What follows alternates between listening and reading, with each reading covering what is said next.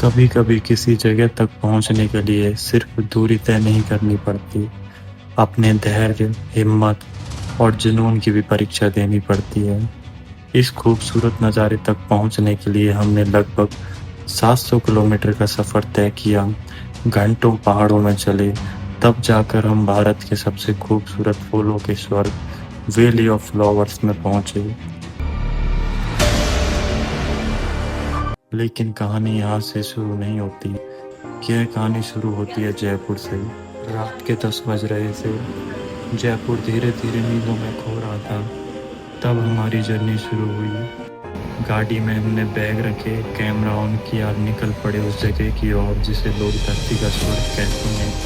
हम सिर्फ यह सोचते रहे, क्या सच में वैली ऑफ फ्लावर्स उतनी ही खूबसूरत होगी जितनी तस्वीरों में दिखाई देती है। सुबह के करीब 10 बजे हम पहुंचते हैं ऋषिकेश। ऋषिकेश, जहां गंगा सिर्फ बहती नहीं बल्कि हर आने वाले को सुकून भी देती है। हमने यहाँ पर रिवर राफ्टिंग की, जिसका प्राइस था पर कैंडिडेट 400 रुपये। चलाओ भाई, चलाओ चलाओ। फिर गंगा किनारे बैठ के कुछ पल सिर्फ हमने इस शहर को महसूस किया।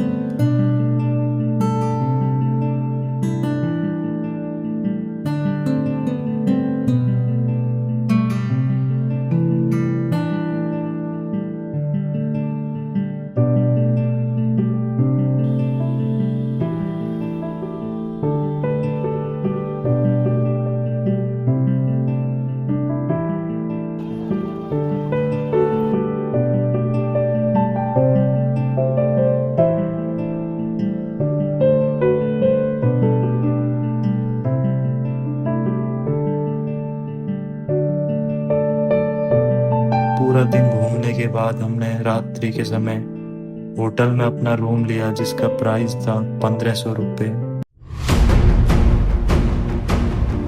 अगली सुबह अलार्म बजने से पहले ही आंखें खुल गई। समय था सुबह के 4 बजे। आज हमें हर हाल में गोविंद घाट पहुंचना था। हमने पास में ही बस स्टैंड था, जहां से 800 रुपये में बस का टिकट लिया और निकल पड़े पहाड़ों के बीच हर मोड़ पर बदलते हुए नज़ारों को देखने के लिए।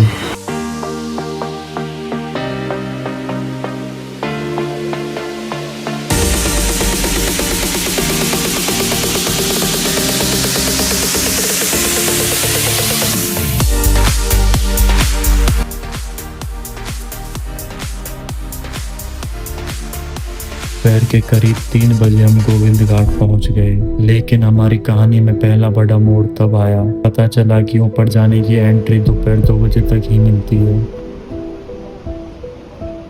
हम सिर्फ 1 घंटे लेट थे और आज का ट्रैक यहीं खत्म हो गया। उस पल थोड़ा बुरा लगा, इतना लंबा सफर और मंजिल सिर्फ समय की वजह से दूर रह गई। इस वजह से नीचे जो गुरुद्वारा था उसमें हमने रात बिताई, खाना खाया और अपना जो सफ़र है सुबह के 4 बजे चालू किया। गोविंद घाट से आपको कार मिलती है जो 3 से 4 किलोमीटर ऊपर तक आपको ले जाती है, जिसका प्राइस रहता है 60 रुपये। फिर पुलना पहुंचने के बाद आपका जो असली ट्रैक रहता है उसकी शुरुआत होती है, जहां से आपको 14 से 15 किलोमीटर पैदल ही चलना होता है। रास्ता आसान नहीं था, लगातार चढ़ाई, बहते झरने, कहीं बारिश, कहीं फिसलन, लेकिन हर कदम हमें हमारे सपने के और करीब ले जा रहा था।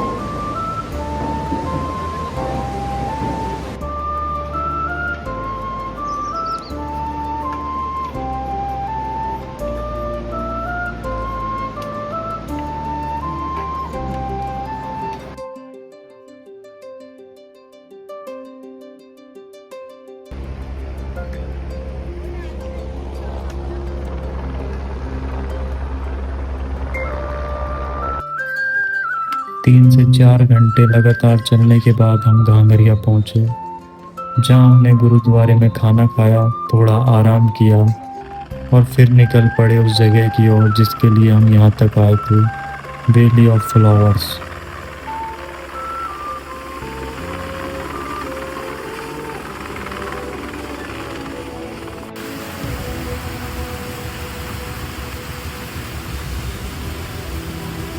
वैली ऑफ फ्लावर्स की एंट्री 2 बजे तक रहती है, जिसका टिकट रहता है लगभग 200 रुपये, और शाम 5 बजे तक हर किसी को वापस लौटना होता है। अगर आप देर करते हो तो आपको पेनल्टी देनी पड़ सकती है। जैसे जैसे आप फूलों की घाटी की तरफ जाओगे, कुछ कुछ फूल आपको पहले ही दिखने स्टार्ट हो जाएंगे। अभी फूल इतने अच्छे से नहीं आए हैं, पर फिर भी काफ़ी हद तक फूल दिख रहे हैं एंट्री पे ही। अभी हम रास्ते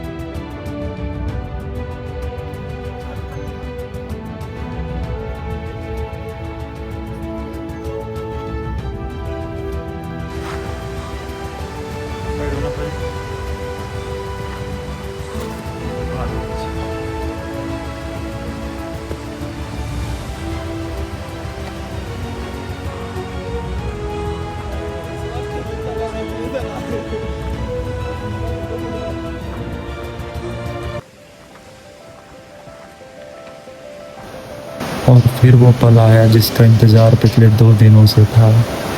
जैसे ही हमने अंदर कदम रखा, ऐसा लगा जैसे किसी फिल्म का दरवाज़ा खुल गया हो।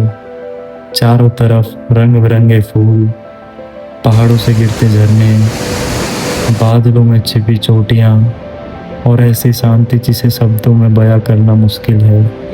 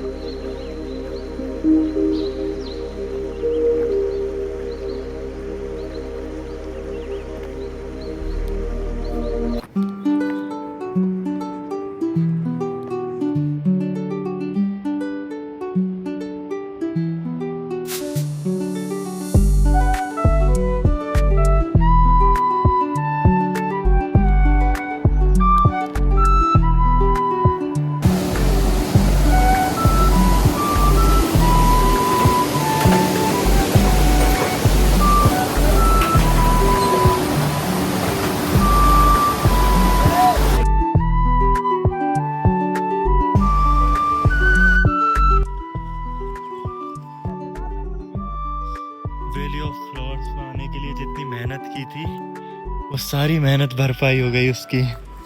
इससे ज़्यादा खूबसूरत जगह मैंने मेरी ज़िंदगी में कभी नहीं देखी।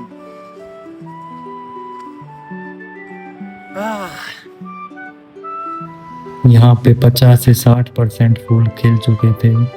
फूल खिलने का जो पीक टाइम होता है वो जुलाई एंड और अगस्त में होता है।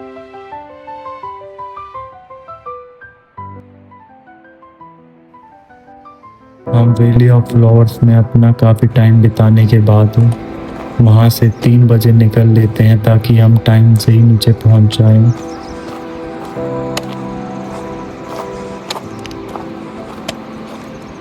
और फिर हम घांगरिया पहुँच गए। हमें अपनी ट्रिप एक दिन में ही कंप्लीट करनी थी, इसलिए हम नीचे घांगरिया पहुँचे तो हमने फैसला किया कि हम गोविंद घाट जाएंगे और सुबह के टाइम जो 5 बजे वहाँ पे रोडवेज आती है उसको पकड़ेंगे और ऋषिकेश पहुँचेंगे। इसलिए उसी शाम हम गोविंद घाट के लिए निकल पड़े और करीब 8 बजे हम नीचे पहुँचे। वहाँ हमने फिर से गुरुद्वारे में लंगर खाया और रात बिताई। उसके बाद हम सुबह बस की तलाश में निकल पड़े। बस का टाइम 5 बजे का था, बट रोडवेज 4:45 पे ही वहाँ गई, जिसका टिकट था 620 रुपये ऋषिकेश तक के लिए। हमने उस रोडवेज को पकड़ा और हम करीब 3 से 4 बजे ऋषिकेश पहुँच गए। वहाँ से शाम के समय की हमारी ट्रेन थी, जिसे पकड़ के हम फिर जयपुर पहुँच आए।